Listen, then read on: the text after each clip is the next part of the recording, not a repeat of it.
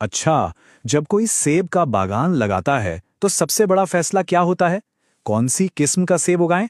नहीं, सबसे जरूरी फैसला वो है जो जमीन के नीचे छिपा है, यानी कि रूट स्टॉक। आज हम इसी की पूरी कहानी को समझने वाले हैं। तो आज की हमारी पड़ताल कुछ इस तरह आगे बढ़ेगी। हम देखेंगे कि एक किसान के सामने क्या क्या रास्ते होते हैं। एक तरफ है सदियों पुरानी परंपरा और दूसरी तरफ है आज की नई तकनीक। तो चलिए शुरू करते हैं।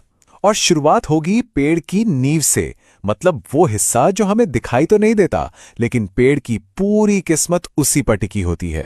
तो सवाल उठता है कि ये रूट स्टॉक आखिर है क्या चीज। देखिए, इसे ऐसे समझिए, जैसे कोई घर बनता है तो उसकी नींव होती है ना। नींव जितनी मजबूत होगी, घर उतना ही टिकाऊ होगा। ठीक वैसे ही सेब की खेती में रूट स्टॉक ही वो नींव है। पेड़ कितना बड़ा होगा, फल कब देगा, बीमारियों से लड़ पाएगा या नहीं, ये सब कुछ यही नींव तय करती है। अब बात करते हैं उस रास्ते की जो पीढ़ियों से चला आ रहा है, परंपरा का रास्ता।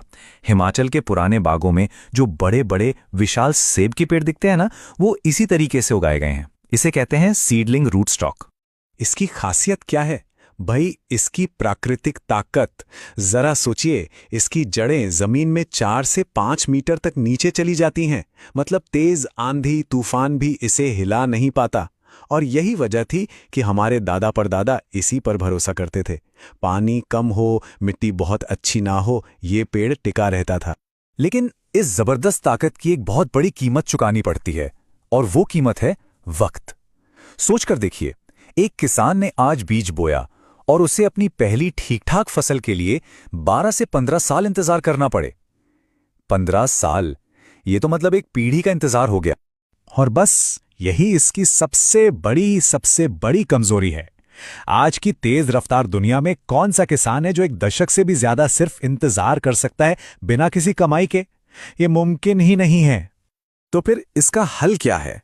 चलिए अब देखते हैं कि विज्ञान ने इसका क्या तोड़ निकाला है। ये है नया रास्ता, आधुनिक क्लोनल रूट स्टॉक्स का। और इसकी खास बात यह है कि ये बीज से नहीं, बल्कि कह सकते हैं कि एक तरह की क्लोनिंग से तैयार होते हैं।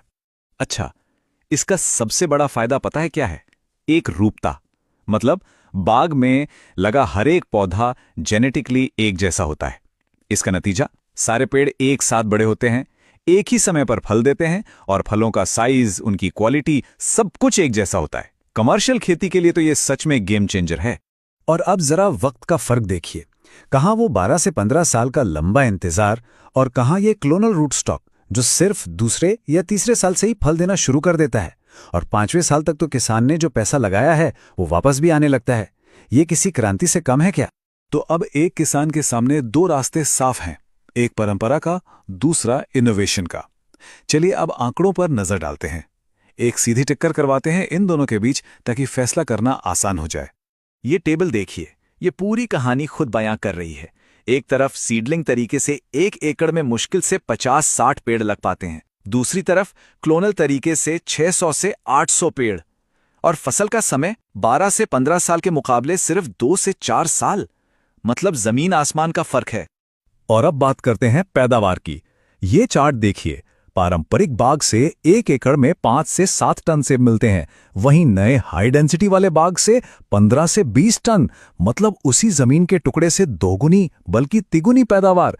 कमाल है। और देखिए, बात सिर्फ पैदावार की नहीं है, काम करने की आसानी की भी है। वो 25-25 फीट ऊंचे पेड़ों पर चढ़कर स्प्रे करना, सेब तोड़ना, कितना मुश्किल और खर्चीला काम है।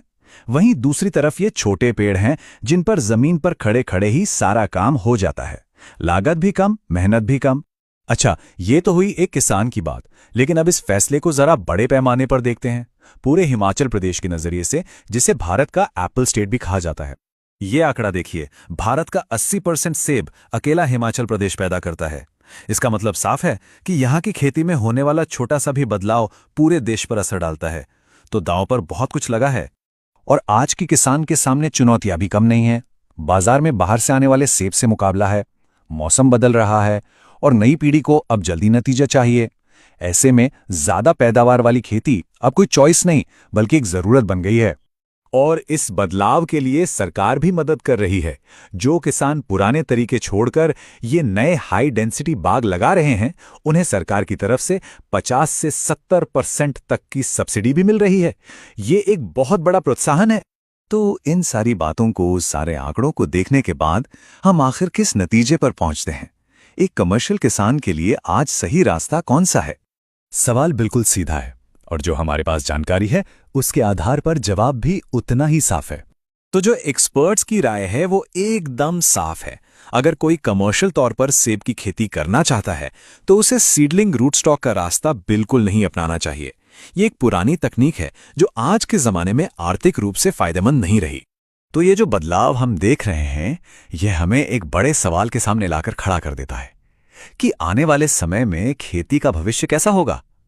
क्या हम विज्ञान की रफ्तार और परंपरा के तजुर्बे को एक साथ लेके चल पाएंगे? ये एक सोचने वाली बात है।